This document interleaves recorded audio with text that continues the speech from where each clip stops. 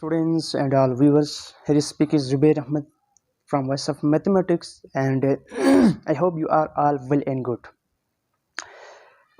आप स्क्रीन पर देख रहे होंगे कि why we add plus c after integration. ये जो हम इंटीग्रेशन करने के बाद प्लस सी लगाते हैं, लास्ट में जाके प्लस सी लगाते हैं, वो क्यों लगाते हैं? अक्सर स्टूडेंट्स को इसमें डाउट था, वो इसमें कंफ्यूज थे यार कि इंटीग्रेट करते हैं तो आखिर में plus C plus C plus C हर वक्त लगाते हैं, वो क्यों लगाते हैं? तो हम इसी से रिलेटेड एक टॉपिक, इसी को मद्देनज़र रखते हुए आज का ये टॉपिक लाया है आप लोगों की खिदमत में। तो आप लोगों ने इस वीडियो को पूरा देखना है। ये वीडियो थोड़ा 5 कुछ मतलब लंबा होगा, थोड़ा ज़्यादा होगा इसके जो ड्यूरेशन है, लेकिन आप लोगों को इससे काफ़ी कुछ सीखने को मिलेंगे। तो आपने ज़रूर इस पूरे मतलब वीडियो के पूरा मतलब कोई भी 1 मिनट भी आपने स्किप नहीं करना, ठीक है? तो सबसे पहले आपको ये पता होनी चाहिए कि मैंने एक स्टार की फॉर्म यहाँ पर लिखा है कि हम जो डिफरेंट इंटीग्रेशन करते वक्त ना, हमारे पास 2 इंटीग्रेशन के 2 टाइप्स होते हैं। एक होते हैं इनडेफिनिट इंटीग्रल्स, एक होता है डेफिनिट इंटीग्रल्स। आप जो प्लस सी ऐड करते हैं वो सिर्फ इनडेफिनिट इंटीग्रल्स के क्वेश्चन में ऐड करते हैं। डेफिनिट इंटीग्रल्स के क्वेश्चन में आप प्लस सी ऐड नहीं करते हैं, ठीक है? असल में मैं आपको ये बताता चलूँ कि जो इनडेफिनिट इंटीग्रल्स होता क्या है और डेफिनिट इंटीग्रल्स होता क्या है। देखें, इनडेफिनिट इंटीग्रल्स वो इंटीग्रल्स होते हैं जिसमें आपके पास लिमिट गिवन नहीं होता है, वो बगैर लिमिट के होता है, इसीलिए आप प्लस सी ऐड करते हैं, ठीक है? अब डेफिनेट इंटीग्रल्स वो इंटीग्रल्स होते हैं जिसमें आपके पास एक लिमिट गिवन होता है, एक स्पेसिफिक लिमिट के अंदर आपने इसका मतलब इंटीग्रेट करना है, उसका एक फंक्शन के इंटीग्रेशन को फाइंड करना है, एक लिमिट के अंदर फाइंड करना है, तो आपने प्लस सी ऐड नहीं करना है, ठीक है? तो इस कंसेप्ट को समझने के लिए हम आपको एक एग्जांपल के थ्रू समझाएंगे।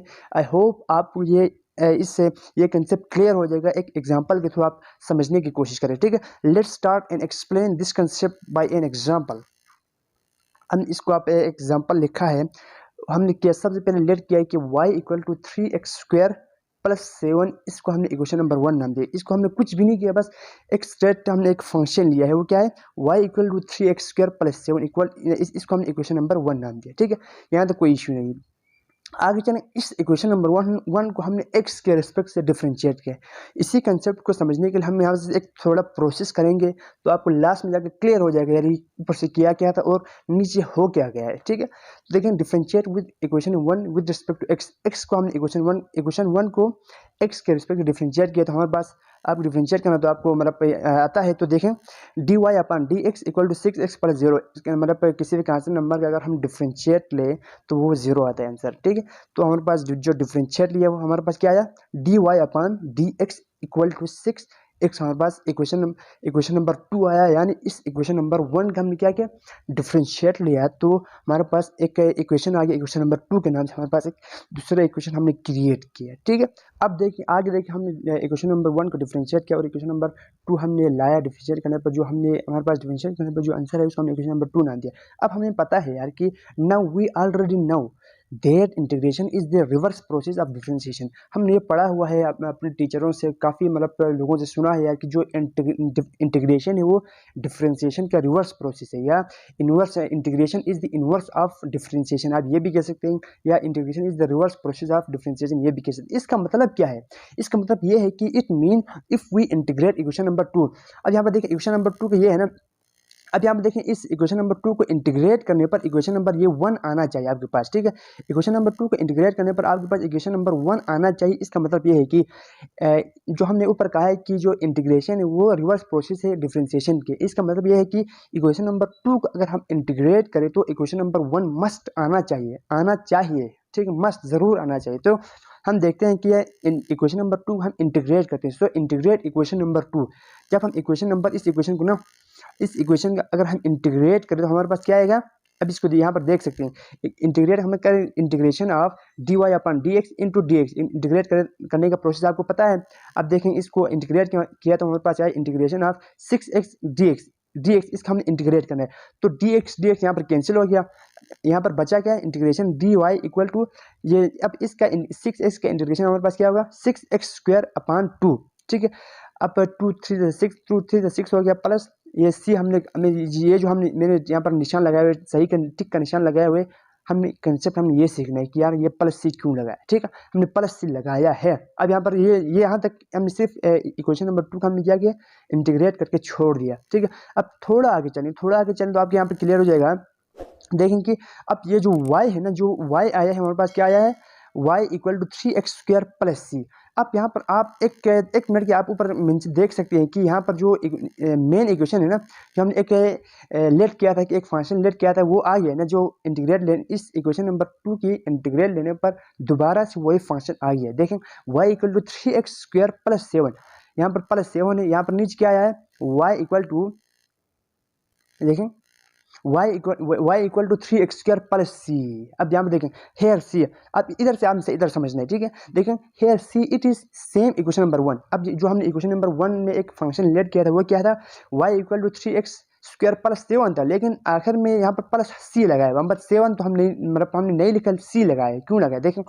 बट इक्वेशन नंबर 1 में हमने क्या किया, हम इस इक्वेशन नंबर 1 में देख सकते हैं कि ये जो फंक्शन है वो सेम है, but firstly due to differentiate equation number 1, हमने एक क्या किया था, इक्वेशन नंबर 1 को डिफरेंशिएट किया था ना, इस वजह से क्या हो गया था, the constant number was 0, constant number जो ऊपर था वो 0 हो गया था। इक्वेशन नंबर 1 को हमने डिफरेंशिएट किया तो इसका कांस्टेंट क्या हुआ था, कांस्टेंट नंबर 0 हो गया था।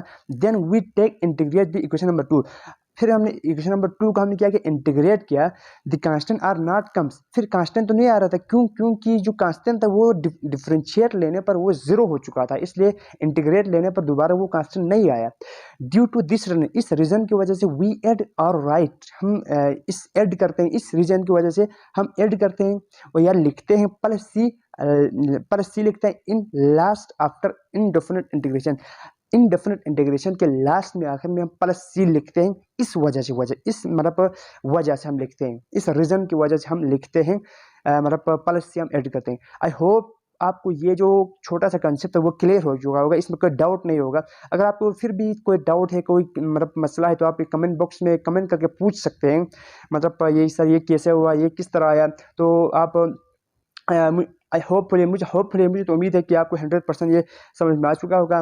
फिर भी मैं आपको एक थोड़ा रिवाइज से करता हूँ, फिर मैं लास्ट में जाके तो बेस्ट ऑफ लक ही होगा, ठीक है। अब मैं आपको एक रिवाइज से करता हूँ।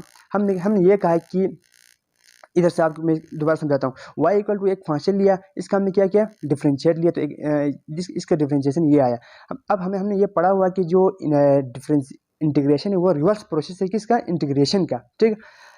अब इधर देखें, इस इक्वेशन को इंटीग्रेट डिफरेंशिएट किया तो यहाँ जी इसका जो कांस्टेंट नंबर 0 हुआ था ना, अब इसका इंटीग्रेट लेगा तो यही फंक्शन रिवर्स हो गया, मतलब हमें मिलना चाहिए y equal to 3x² plus 7, हमें मिल गया, लेकिन प्लस 7 नहीं आ रहा था, तो हमने इस प्लस 7 की जगह पर प्लस सी रखा है। मतलब इस छोटा सा कंसेप्ट इसको हमने जहन मतलब याद करना है, इसको मतलब अपने जहन में रखना है, ठीक है। इसको हमने जहन में डालना है कि यार ये जो कंसेप्ट है वो आपको इस तरह मतलब ये थोड़ा इस तरह कंसेप्ट इस तरह चल रहा है, ठीक है।